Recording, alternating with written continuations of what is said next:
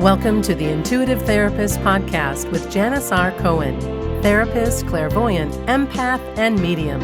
Listen in as she takes a no-nonsense deep dive into real human struggles and how to resolve them. Janis will share channeled information from her spirit guide team, as well as the angels and archangels, to help you master your emotional, physical, financial, and spiritual destiny. And now, Janis R. Cohen. Hey y'all, this is Janis Cohen, the Intuitive Therapist, here on the Intuitive Therapist Podcast. So glad you're with me today to talk about belief. I am a music buff. I love music, and I have dance parties in the morning with myself. I cannot stand watching the news. I just don't like it. It's too much negativity, and I do my best to surround myself with all good things energetically. And so one of the ways that I do that and raise my vibration in the morning is to go on Spotify and listen to all sorts of different kinds of music. And of course, Journey is a band that I love. And I was listening to it one day and I thought, well, let me write about that.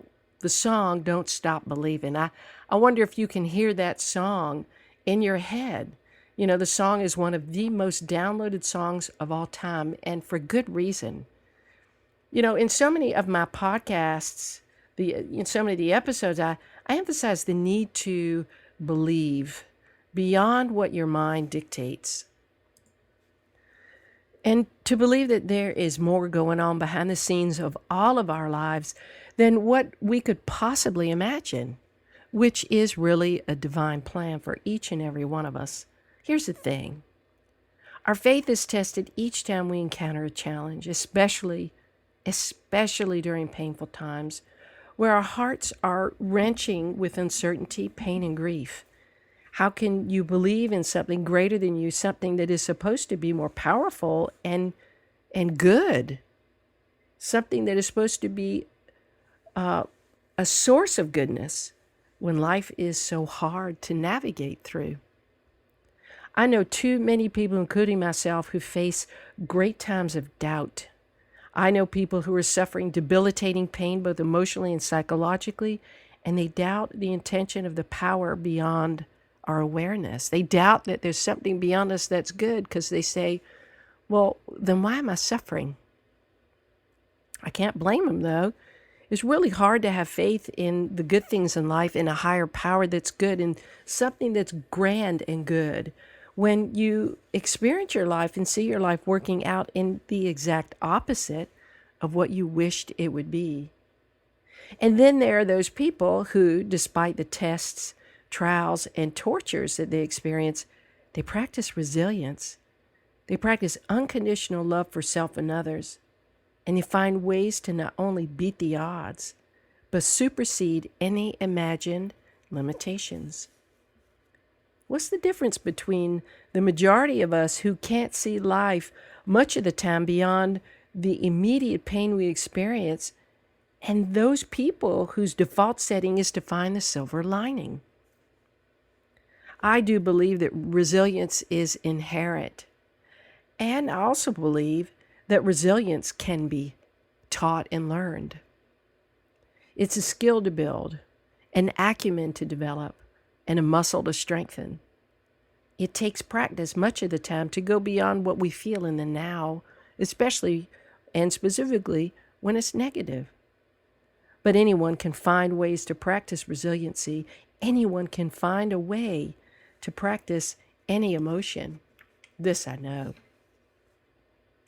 I'd like you to think about the times that were hard in your life, where you struggled and believed that you couldn't figure out what to do or where to turn. I don't need you to go back to the core of the pain and re-experience it, but I just want you to think of the circumstance. You had no idea what the purpose of the tests were in your life back then. And what you knew for sure was that you wanted to end the duration of the test as quickly as possible, at least the duration of the pain. Here's the thing about life, sweetie. How you react and respond to your trials, it comes down to two things.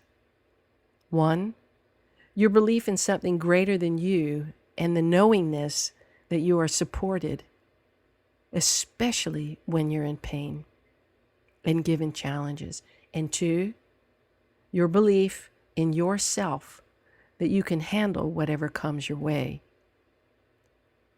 There's an old fable of a donkey who is casually walking and who falls into a deep hole.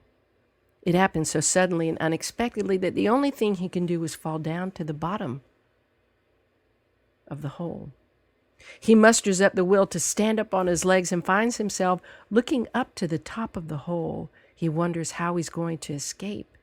He doesn't see a way. Can't climb up. There's no ladder. And every time he tries to climb up, the dirt collapses around him and he falls back down. How could he possibly find a way out from the bottom of this deep, deep hole? Shortly after time, someone comes along with a shovel and notices the hole and decides to fill it up with the surrounding dirt so that no one gets hurt. The donkey realizes that he has two choices at that point.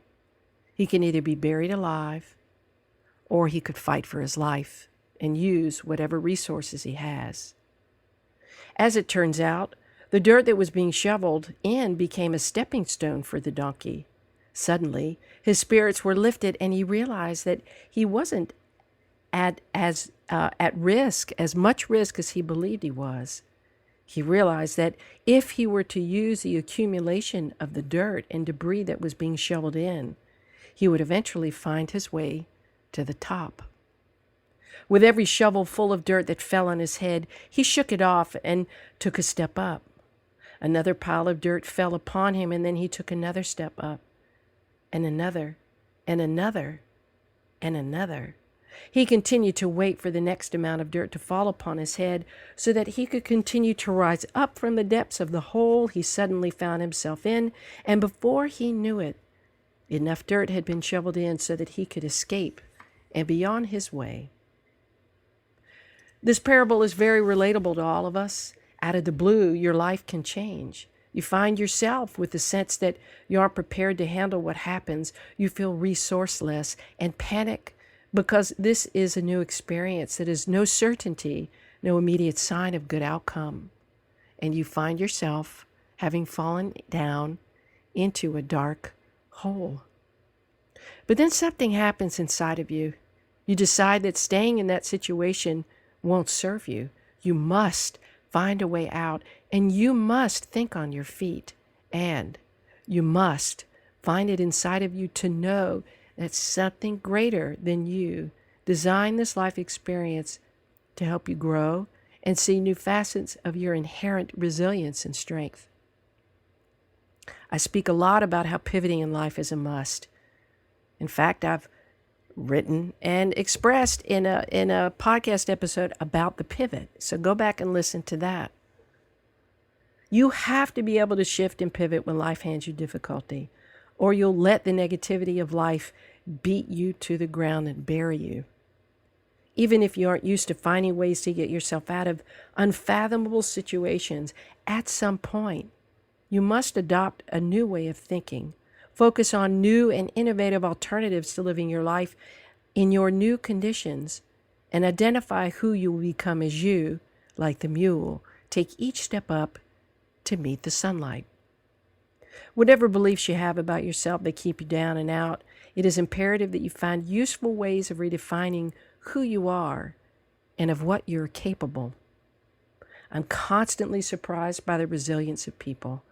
I've said to myself at times that I couldn't imagine going through the pain and heartache that some people do and have the belief that a larger force is supporting me. It's amazing that some people are that resilient. Feels paradoxical, doesn't it, to be in such pain, but then to be able to believe that there's something greater out there, something good. But having been through what I've been through, and realizing that if I didn't change my focus, beliefs, and actions, my life would be much worse off. I wouldn't be who I am today without the pain and without the knowingness that there's something more. and better beyond the pain.